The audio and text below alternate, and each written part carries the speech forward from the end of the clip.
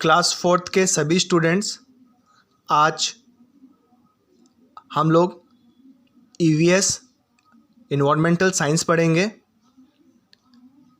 यहाँ पे देखिए क्लास फोर्थ, और ये आपकी बुक का नाम क्या है? आर इन्वायरमेंट, हमारा पर्यावरण। क्या है ये? Environmental studies.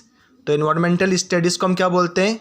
शॉर्ट फॉर्म में ईवीएस, इन्वायरमेंटल स्टडीज़।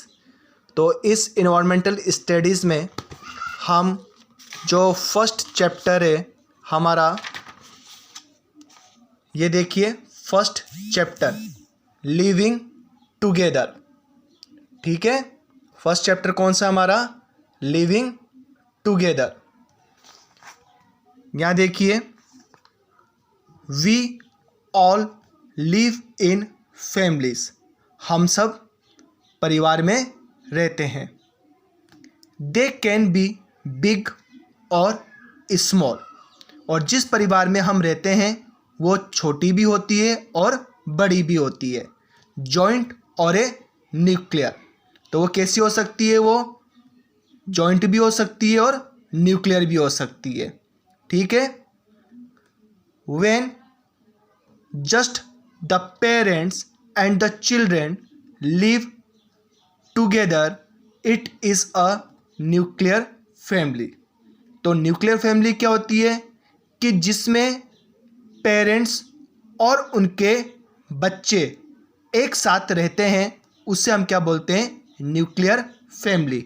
अर्थात माता पिता और उनके बच्चे। ठीक है, जब एक साथ रहते हैं तो उसे हम क्या बोलेंगे? Nuclear family. ठीक है। In a joint family there are grandparents, parents, uncles and aunts, the siblings and cousins all living together। इसका मतलब क्या है? कि जो जॉइंट फैमिली होती है उसमें दादा दादी, ठीक है, माता पिता, अंकल आंटी और उनके जो बच्चे होते हैं और जो भाई बहन होते हैं, ठीक है, वो सब एक साथ रहते हैं। तो इसका मतलब क्या हो गया? कि जो जॉइंट फैमिली होती है वो कैसी होती है? बड़ी होती है। क्यों होती है? क्योंकि उसमें दादा दादी, अंकल आंटी और उनके बच्चे एक साथ रहते हैं। ठीक है, तो जॉइंट फैमिली का मतलब क्या हो गया? संयुक्त परिवार। और न्यूक्लियर फैमिली जिसमें माता पिता और उनके बच्चे ही रहते हैं, तो इस न्यूक्लियर फैमिली को हम क्या बोलते हैं? स्मॉल फैमिली भी बोलते हैं। और जॉइंट फैमिली को बिग फैमिली भी हम बोलते हैं। ठीक है। फिर इसके बाद में the family members are related to each other, और जिस परिवार में लोग रहते हैं, ठीक है, वो क्या होते हैं? एक दूसरे से संबंध रखते हैं। जैसे चाचा चाची, दादा दादी, तो ये क्या है? रिलेशन से। तो एक दूसरे का क्या है? संबंध एक दूसरे से, जो कि एक परिवार में रहते हैं, और उसे हम क्या बोलते हैं? फैमिली मेंबर्स, अर्थात परिवार के सदस्य। The relations can take place in the following ways. इसका मतलब क्या है?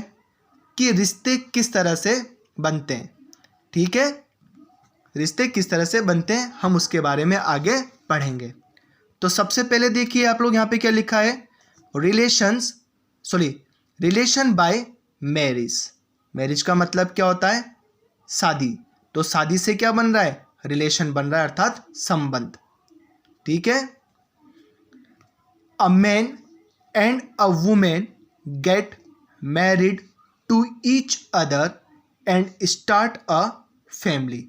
मतलब एक पुरुष और महिला जब दोनों शादी करते हैं, और शादी करने के बाद क्या करते हैं? वो अपना जो परिवार है उसकी शुरुआत करते हैं। ठीक है, अर्थात शादी, जब महिला और पुरुष जब दोनों की शादी होती है तो शादी के साथ ही वो धीरे धीरे क्या करते हैं? अपनी फैमिली की शुरुआत करते हैं, अर्थात अपने परिवार की शुरुआत करते हैं। They are called husband and wife. तो अब एक परिवार क्या बन गया है, एक हस्बैंड हो गया और एक क्या हो गया, वाइफ। ठीक है, हस्बैंड, ठीक है, और वाइफ अर्थात पति और वाइफ पत्नी। तो एक परिवार की शुरुआत हो गई। पहले दोनों अलग अलग थे, एक आदमी था और एक वुमेन थी। ठीक है, जब दोनों ने शादी की तो वो क्या हो गए, पति और पत्नी अर्थात हस्बैंड और वाइफ। तो इस तरह से परिवार की शुरुआत हुई। तो पहले में हस्बैंड और फिर वाइफ। फिर रिलेशन बाय बर्थ। ठीक है, mother gives birth to the children, अर्थात कि जो माँ होती है वो क्या करती है, बच्चे को जन्म देती है। क्या देती है, जन्म देती है। The parents and children are a part of a family. और जो पेरेंट्स होते हैं, तो पेरेंट्स में कौन हो गया, माता पिता, और बच्चे ये क्या हैं, परिवार के सदस्य। बात समझ में आई। तो पहले में क्या हुआ, शादी हुई किसकी, मैन और वुमेन की। फिर इन्होंने अपना परिवार स्टार्ट किया और फिर ये जो एक आदमी और एक जो वुमेन थी ये क्या कहलाए, हस्बैंड एंड वाइफ अर्थात पति और पत्नी। फिर माँ ने बच्चे को जन्म दिया। तो इसमें क्या हुआ कि पेरेंट्स और चिल्ड्रन ये दोनों के दोनों क्या हो गए, परिवार के सदस्य। ठीक है, नेक्स्ट देखिए यहाँ पे क्या है, relation bye adoption.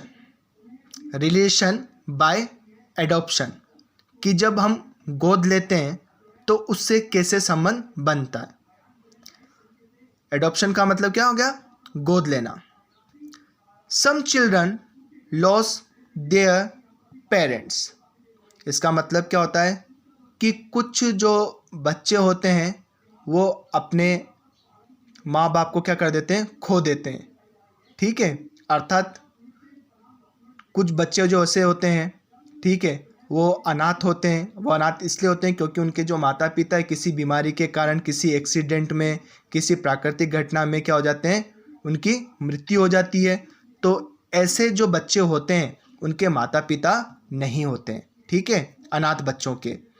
They are called orphans. इसका मतलब क्या है, ऑर्फेन का मतलब क्या है कि वो क्या कहलाते हैं, अनाथ कहलाते हैं। अर्थात जिनके माता पिता नहीं होते हैं उन्हें हम क्या बोलते हैं, ऑर्फेन अर्थात अनाथ बच्चे। Sometimes they are adopted by a new family.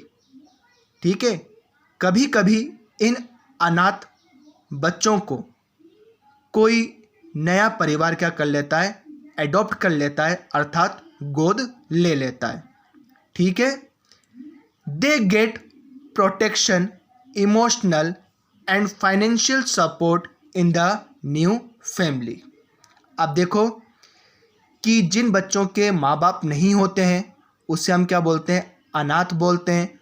और जब इन अनाथ बच्चों को जब कोई फैमिली गोद ले लेती है, एडॉप्ट कर लेती है अर्थात, तो उसे क्या मिलती है, सुरक्षा मिलती है। परिवार में क्या मिलेगी, उसे सुरक्षा मिलेगी। और उसे क्या मिलेगा, परिवार के द्वारा उसे प्यार मिलेगा और उसकी पढ़ाई और जो अन्य आवश्यकता है उसकी भी क्या होगी, पूर्ति होगी। ठीक है, तो जब न्यू फैमिली किसी बच्चे को, अनाथ बच्चे को एडॉप्ट कर लेती है, गोद ले लेती है, तो उसे सुरक्षा मिलती है, उसे प्यार मिलता है और साथ ही साथ में उसे फाइनेंशियल सपोर्ट अर्थात उस बच्चे की जो आवश्यकता है उसकी पूर्ति भी आसानी से हो जाती है। Adoption is a process by which couples legally become parents of in orphan. इसका मतलब क्या है कि जब कपल का मतलब यहाँ पर है कि माता और पिता दोनों की राय से जब किसी अनाथ बच्चे को गोद लिया जाता है, ठीक है, क्या किया जाता है, गोद लिया जाता है लीगली का मतलब होता है, लीगली का मतलब होता है कानूनी तौर पे। तो कानूनी तौर पे जब किसी अनाथ बच्चे को माता कपल्स के द्वारा एडॉप्ट किया जाता है, गोद लिया जाता है अनाथ बच्चे को, तो उससे हम क्या बोलते हैं? Foster parents. क्या बोलते हैं? Foster parents. The couple who adopt the child are his और हर फॉस्टर पेरेंट्स। हम उसे क्या बोलेंगे? फॉस्टर पेरेंट्स बोलते हैं। ठीक है, तो स्टूडेंट्स आज हम लोगों ने जितना अभी तक पढ़ा है उसके बारे में आप लोगों को क्या करना है, पूरी जैसे मैंने आप लोगों को रीडिंग लगाई है वैसे ही आप लोगों को रीडिंग लगानी है। ठीक है, और ये कौन सा पेज नंबर की आपको रीडिंग लगानी है? Page number 5। और चैप्टर नंबर कौन सा है हमारा? 1। और कल हम पढ़ेंगे यहाँ पर फैमिली के बारे में। बहुत मज़ा आएगा इसको पढ़ना आप लोग।